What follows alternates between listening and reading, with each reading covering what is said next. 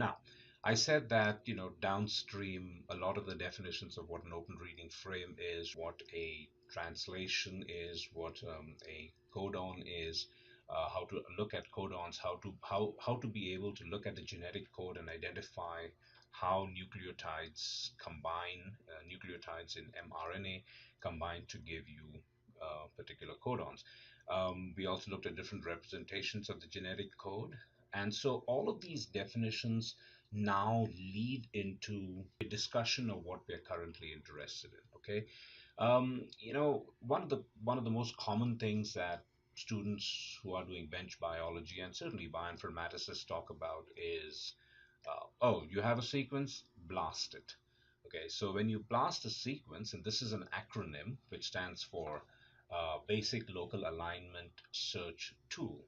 And basic alignment, local alignment search tool is you take your sequence and you send it for a comparison using, Needleman, Wunsch, Smith, Waterman, some variant, and it searches against all of the information in GenBank, sorry, proteins in GenBank, nucleotides, DNAs in GenBank, and then it returns the matches. Okay, so there are different types. There used to be fewer, but there are different types of blast you want. And if you don't find the matches, there's ways in which you can kind of play around with the types of searches which increase the scope of finding the results that you're looking for. So we're looking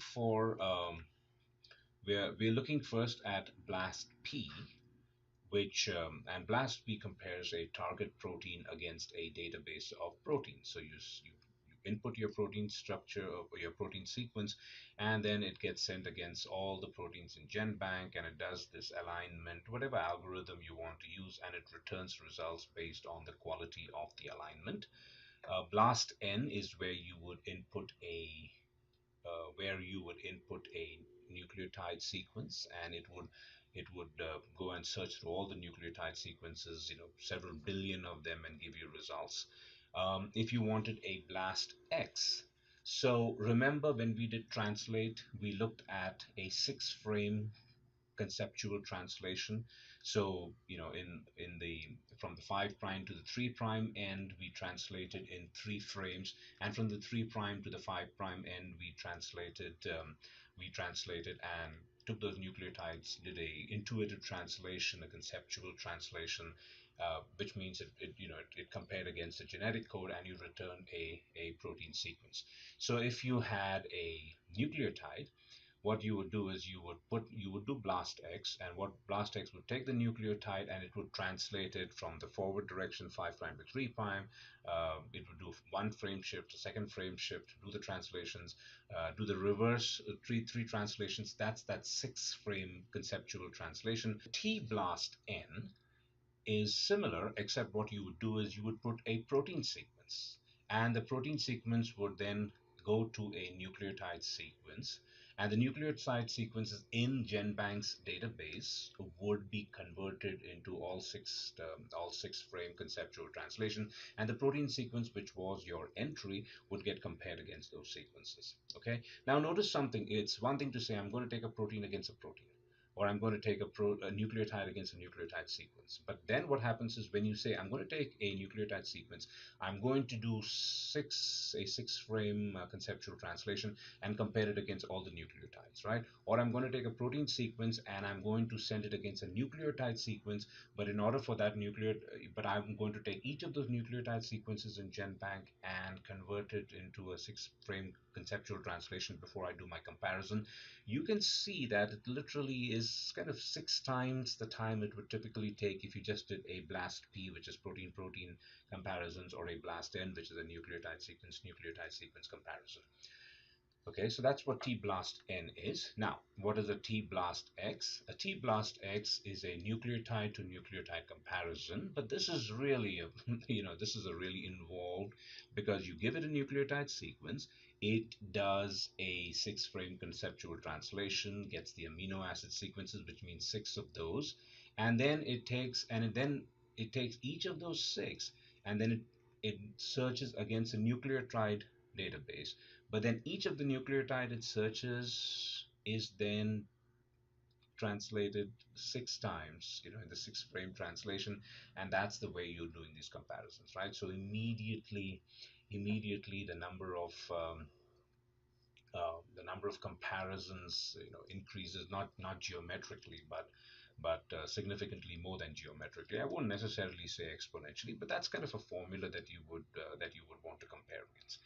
Um, One of the interesting BLAST searches is PSI-BLAST, and that is if you have a sequence, for example, a protein sequence, and you set it up against sequences of interest, and it doesn't give you what you want. So you choose, of the various options, you choose a PSI-BLAST.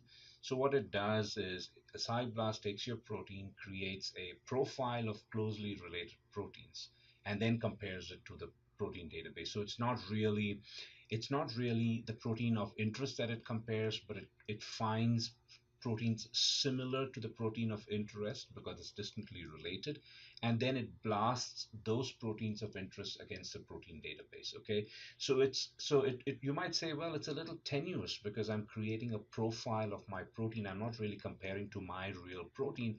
But if you're not getting anything, this is time well spent. This is a good investment. Okay, so again, Cyblast has been around for about 20 years, but it's a very interesting. So I hope you kind of get a flavor of the different kinds of blast searches that are available. Okay, and now let's go and take a look at a typical blast search and how to interpret the results and what we'll get from there. Before we look into this resource, one of the things that we should do is begin to understand what is called an expectation value or an e-value. And so the question then is often asked, should the e-value be a low value? Should it be a high value? And if it's a low value, is that a good thing? If it's a high value, is it a good thing? Okay, so I'm here to tell you that the lower the e value, that's good. Okay, so then the question asks, why is the expectation value good when it's lower? So the expectation value, as defined here, is describe the number of hits one can expect to see by chance when searching a database of a particular size. Okay, so it decreases exponentially as the score of the match increases. So the E value describes a random background noise. So let's say, for example, you take a protein or a nucleotide sequence and you blast P it or blast, and you keep it simple. You don't have to do the T blast N and the T blast X or anything really fancy. But you take a sequence and you blast it, and you get a result, and you get an E value. Now, is it possible that you might get a sequence whose you find a match, but there is no evolutionary consequence, there is no functional consequence? You happen to get that hit by chance. Chances of that being a random hit is called the expectation value. So you notice the lower the expectation value, the less the chance of you matching something just randomly, just by chance. Okay, and so remember, you have to understand what the expectation value is, and that will help you begin to appreciate blast results, or how they are scaled, or how they are scored. One of the Once we come to the next in the next session, so to speak, uh, one of the things you're going to learn is what is called as BLAT. So let's look at BLAST. You're going to see all kinds of very interesting things in BLAST, and we've looked at the various options that are currently available. Here's, for example, is Magic BLAST 1.3, and it basically maps against RNA sequence. So this is something to think of for the future.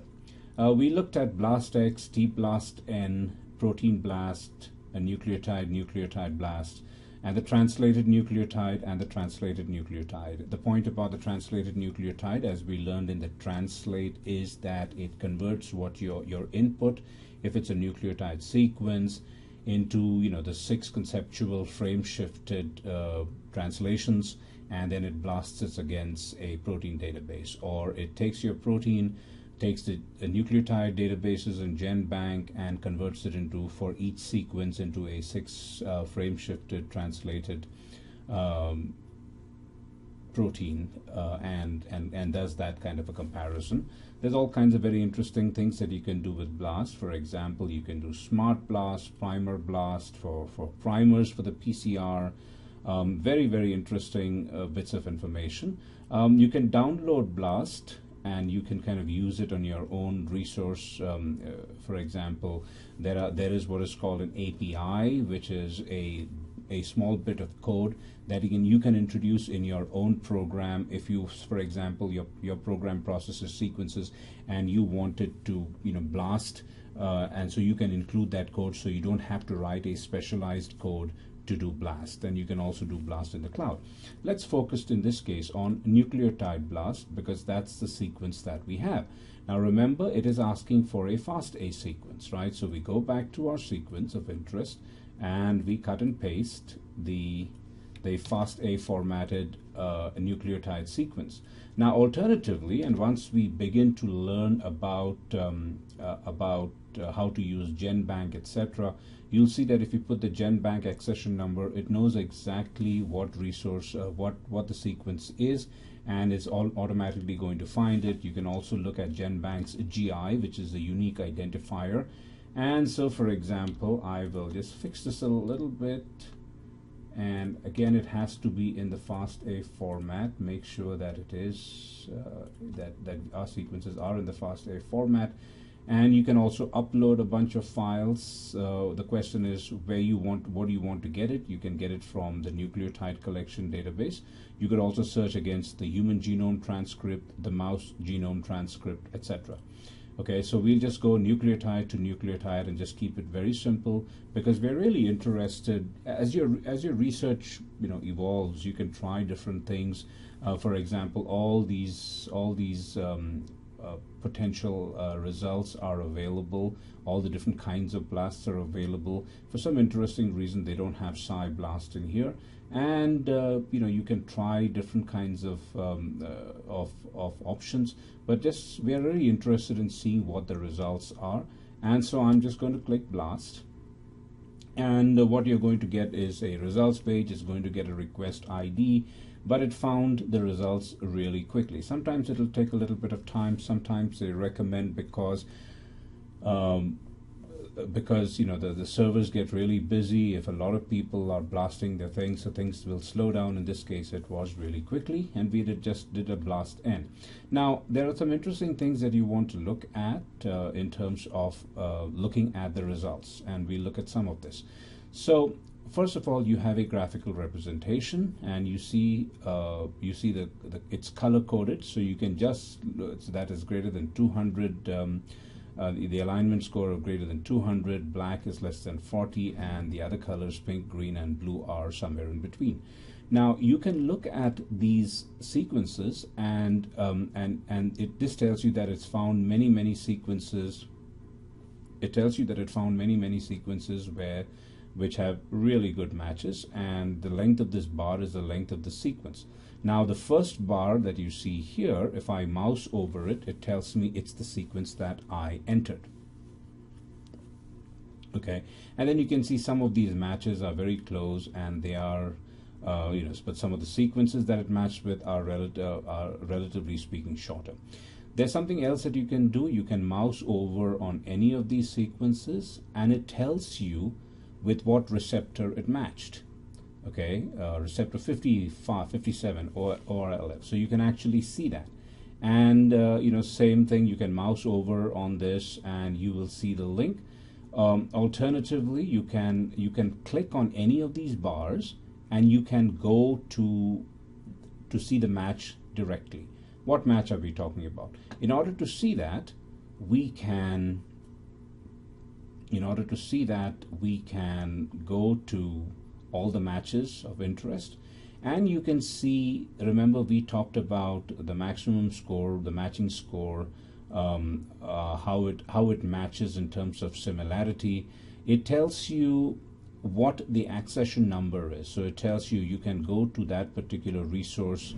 You can go to that particular resource in GenBank, and you can find out that that the particular sequence which matched with your query sequence, and it tells you what the level of the match is. Now remember, we talked about the e-value. We talked about the fact that an e-value that is smaller means that the chances of that is a measure of the chances of that match occurring randomly. Okay, and so you can see that the matches are really good. They're not random because these e-values are really small. Now we can actually come to each of these, we can come to the match for each of these. Okay, and so each of these match, and let me scroll back up, are related to each of these bars.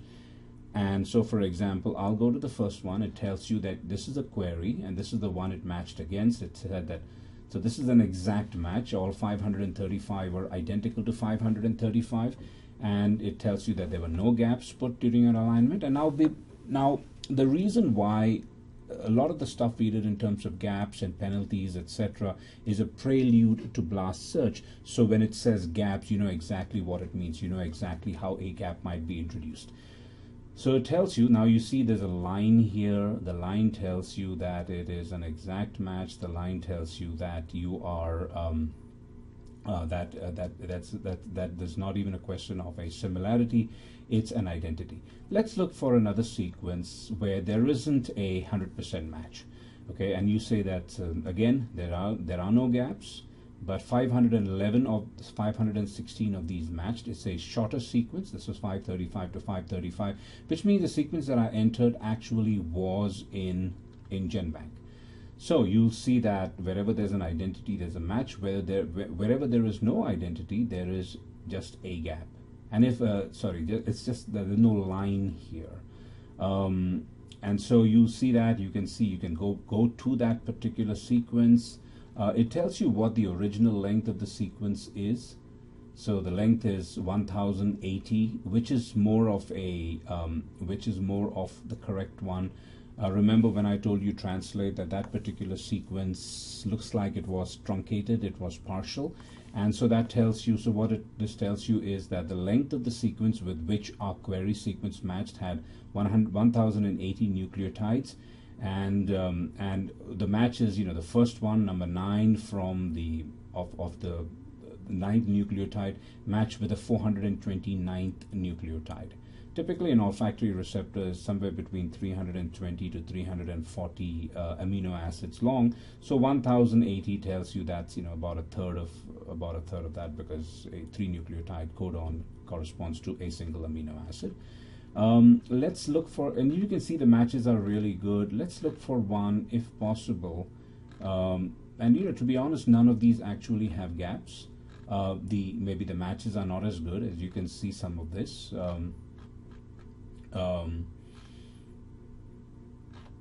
We don't see any gaps. Now, sometimes, and I said we can come back to the graph and you say, okay, well, what can be learned from this in terms of, for example, this is Mesocricetus auratus olfactory receptor. Now, I have no idea what Mesocricetus auratus is, so let's do a search. Okay, and thankfully Google already found it for you, and this is a golden hamster. Okay, and so that tells you this is a golden hamster. Okay, so there's it is a rodentia animal. Now if I click on this, the Microtus cabrerae haplotype MCA olfactory receptor 57, and if I just click on it, it'll give me the information. Okay, it'll tell me what that information is. If I want to see the alignment, it'll go to that alignment, but it tells you what the score is, what the e-value is, what the accession number is, and let me click on that, and it goes directly to the sequence that I was looking for. Okay, so that Microtus cabrerae. Now let's see what Microtus cabrerae is, and that is once again a vole. Again, all of these are rodents. And so you can get all kinds of information from here, right? Now, there's some other additional information that a BLAST search also gives you, and that is, for example, if I wanted multiple sequence alignment view, it will actually go through a process of doing a multiple sequence alignment and give me all my matches. Okay, it'll give me all the matches in a multiple sequence alignment. So all of these will be aligned. It will show me what the sequence are, and I can download this as a FASTA alignment. Okay, so I can download this, and you can do all kinds of interesting things with this. You can zoom into a sequence, for example. Remember, all of this is live. Okay, all of this is live. I can go to look at the sequence. It tells me what sequences are matched. It'll give me a full alignment, and so you can do a multiple sequence alignment here also. And I think the red indicates the level of the alignment position. Tells me what the base is, and you can get some really interesting bits of information here. It tells you if there's any mismatches. When I say mismatches, it means mismatches along the alignment, the multiple sequence alignment of all of these. So really useful information. Let's go back to our sequence. What else? It tells us about taxonomies. And so it'll tell us that this is, you can see that all of the sequences that match are sequences associated, for example, chinchilla, microtus, which is a vole. Let's see what pongo. Pongo is something related to chimpanzee, I think. The Sumatran orangutan. So you'll see there are all kinds of matches. The matches go across various species, but you'll get a large number of matches. It'll tell you a lot about the taxonomy. It tells you what that species is. It'll show me the report for that, how it, how the taxonomy of this particular species evolved, how many hits it has, and so a lot of really interesting information. So this BLAST is not just a matching of two sequences. It is really a knowledge management tool that you can play around with. Really very interesting things. And that is as much as I want to say about BLAST. I could potentially say one more thing, and if you click on the accession number, it will take you directly to that GenBank entry, and it tells you, the reference. And if you don't know GenBank, it tells you the taxonomy of it, how did it eukaryotes right to mus, to the rodents, and then all the papers that have been published related to this. It tells you how they've been extracted. It tells you the axon, the gene information. It tells you what the exon information is, how it has been spliced. It tells you the translation, and these are the various resources which you can connect. This is the gene sequence. If I, for example, looked at the FASTA, I would get the FASTA sequence, and from our resource on FASTA, from the movie on FASTA, you'll see that this is exactly 80 nucleotides long. So that's all I want to say about FASTA. Some of this other information will be included in other videos later. Okay, and I think that should be enough. We'll go from there. Thank you very much.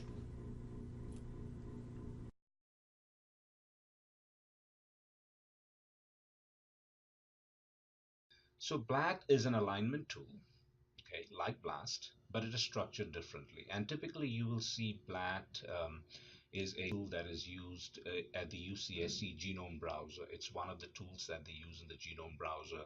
Um, it's there are some disadvantages to it, but there are some advantages to it, and one of them is the time of quick response. Okay, but the structure is fundamentally different. So while BLAST takes a sequence of interest and sends it out against and tries to create matches against all of the billions of sequences, like a whole sequence versus a whole sequence, BLAT is strategically slightly different. Okay, so on DNA, BLAT works by keeping an index of an entire genome in memory, but it's not a set of all of the genome sequences. But what it does is it creates an index derived from the assembly of the entire genome. And one of the best, and possibly the best genome browser out there, is the UCSC genome browser, and we're going to look at it maybe two modules from now. So how does that? So how does what kind of sequences are stored in the BLAT database? So So this index consists of non-overlapping 11 mers, which is short sequences which are 11 nucleotide long, except for those heavily involved in repeats. Okay, so it consists of non-overlapping 11 mers, and it uses less than a gigabyte of RAM. So not a lot of memory usage in doing this search. The smaller size means that you could say, well, I want to mirror this, which means I have a server, I'd like to create a BLAT site, because the background database is also not huge like GenBank. So BLAT of DNA is designed to quickly find segments of 95% or greater similarity of length 40 bases or more. It may miss the more divergent or shorter sequence alignment. The default settings and expected behavior of standalone BLAT are slightly different from the graphical version of BLAT, so that's there. If you want to find out more, you'll find out more at factblat.com, faqblat.html. And remember, University of California at Santa Cruz, which stores a genome browser, and BLAT is one of the resources. And we will see how to do a BLAT search. Okay. Once again, just to carry on this discussion, BLAST, the basic local alignment search tool, finds regions of local similarity among nucleotides or amino acid sequences. It compares a query sequence, DNA or protein, to a large set of sequences. That's BLAST, the target, right, which is all of GenBank, and calculates statistical significance, expectation values, e-values for matches. From the Ensemble release 71 onwards, Ensemble uses NCBI-BLAST. Okay. More information can be found at NCBI because they are the ones who created BLAST. Now, BLAT is a sequence alignment tool similar to BLAST but structured differently. Okay. BLAT is not as flexible as BLAST, as BLAST can find much more remote matches because this is more of a 11 mer. Remember, 11 mer short units which have no matches. So if there's a direct match, for example, it's probably likely going to do better, but it's also faster because it's searching through a smaller database, and also again it's 1 gigabyte of memory that's used. Now, where does this definition come from? It is similar to the previous one, but this definition comes from Ensemble. Ensemble is a European bioinformatics institute's genome, essentially the genome organizer. It's like the GenBank in Europe, and they have a pretty good genome browser, and we will look at that sometime. Okay, after we look at the UCSC genome browser, and the NCBI also has its own version of of a kind of a different browser, and we'll be able to In look this at that. UCSC Genome Browser tutorial, we're going to talk about a program called BLAT. BLAT is a search tool. In this UCSC Genome Browser tutorial, we're going to talk about a program called BLAT. BLAT is a search tool in which you can enter a nucleotide sequence, and BLAT will try to locate that sequence in the human genome. BLAT has some incredible algorithms behind it, and I really would like to make a video about those algorithms later on. But for now, just consider that BLAT takes in a sequence of nucleotide letters, has to be at least 20 nucleotide letters long, and it will search for that sequence somewhere within the 3 billion base pair human genome. So what would happen if I search for a sequence that I'm just going to make up? So make up. This is called the FASTA format, by the way. I start off with a greater than sign, name of my sequence, and then I'm just going to start writing letters. Which letters? Well, A, T, A, A, A, T, G, C, A, A, T, G, C. I'm just making these up, and maybe BLAT will find it in the human genome. Let's see. C, C, C, G, T, A, A, T, G, G, A. What do you think will happen? I don't know.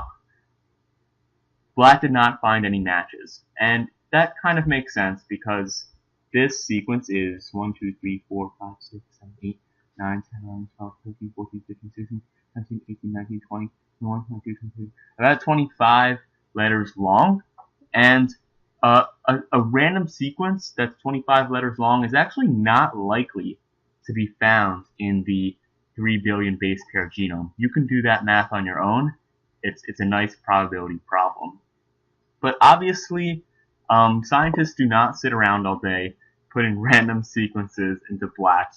That would be a waste of time. What But I will show you two ways that scientists do use BLAT and why BLAT is so useful.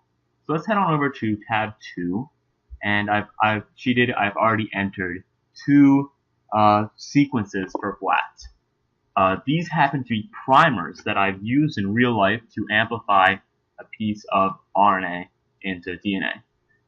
So you'll see that the primers are long enough, they're longer than 20, so BLAT will be able to find them in the genome. And there are two of them, because primers for PCR, by the way, polymerase chain reaction, primers tend to come in pairs. So let's submit these primers to BLAT and see if BLAT can find them in the human genome.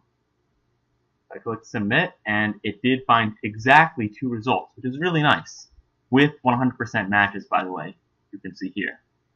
So these are primers. They are meant to amplify a strand of cDNA, which is the DNA that can be reverse transcribed from RNA. And as you would expect, the forward primer and reverse primer correspond to opposite strands of the human genome. And if you're ever designing primers, that's really important. Otherwise, you will not get amplification. So we know that the primers map to reasonably close places because these coordinates are awfully close, at least up to the 10,000th place. But just to make sure that these primers land where we want them to land, we can actually go over to the genome browser from this link, and we're back to our familiar genome browser. So we're just looking at the forward primer now on BLAT. The forward primer is indicated by this black box. But we obviously can't see the reverse primer because it's pretty far away. Why don't we zoom out 100 times? Why don't we zoom out another 100 times? Okay, that might have been a little bit too far. So we'll highlight, you can see the reverse and forward primers, and we'll see that they will amplify this very, very long sequence. Now in real life, I designed these primers to work in reverse transcriptase PCR, which means that these introns, which we've discussed earlier, they won't be amplified because the RNA does not contain them. And in case you're curious, this gene, OPA1, it is a mitochondrial gene that is actually coded on chromosome 3. That is kind of neat. So we just saw that BLAT can be used to verify that primers will amplify the sequence that we want. In this case, it was a cDNA of OPA1. And furthermore, if you remember, I'm going to go back quite a bit. Well, I didn't get it, I'm sorry. But if you remember, BLAT returned only two responses, which means that I should get the product that I want and nothing else. So in addition to checking on primers, BLAT is a really useful tool for seeing where sequenced DNA comes from. So a few weeks ago, or maybe months, I submitted a sequence to my sequencing facility at Penn, and they said that the DNA sequence had these letters. So they gave me a pretty long sequence back, but you'll notice that my sequencing facility actually didn't give me just the letters you would expect. Look at this K. Everyone knows that K is not a nucleotide letter, but it's in fact an abbreviation. It's a way for the sequencing facility to say, Sam, it might have been a G, but it might have been a T, and we're really not sure. But we know it was something there. And BLAT is totally cool with that. BLAT does not need only the A's, C's, T's, or G's. BLAT can handle these other nucleotide abbreviations, and that's really nice. So why don't we submit this sequencing result and see where it actually came from. Now, wow, okay, so you see right away that we had one sequence to submit, but we got about 10 responses, 10 different ideas that BLAT had of where our sequence could have come from. But you'll see at the top, one of our responses had a much higher score than any of the others, and this is probably the correct map of the sequence. Let's go to the genome browser and see where BLAT thinks this sequence came from. I see. So BLAT thinks that the sequence I submitted came from a gene ITGAV. That is an integrin. It codes for an integrin protein, which is a membrane protein. So this looks very different from our last BLAT results, in that it's very complex structure. We've got this black box, that's familiar. We have this white arrow structure, that's not familiar. And we have these red dashes. So the black box means that BLAT said, yeah, this is a great match, perfect match all along this black box. The red means, oh, I expected a different letter here, but it's not, doesn't quite match on these red dashes. And finally, these arrow regions, they represent big jumps in where this sequence that I submitted maps. So if you notice, the black boxes, which represent good matches, good fits, they correspond to the exons. So this sequence that I submitted is not really from the genome, it's from the transcriptome, in which the introns have been removed already. And I must admit, this was not the gene that I expected this sequence to come from. So I'm very glad that I blatted it, otherwise I would be working with the wrong DNA, and that would be bad. So I hope you learned how to use BLAT, and I hope you have some appreciation for how powerful this tool is.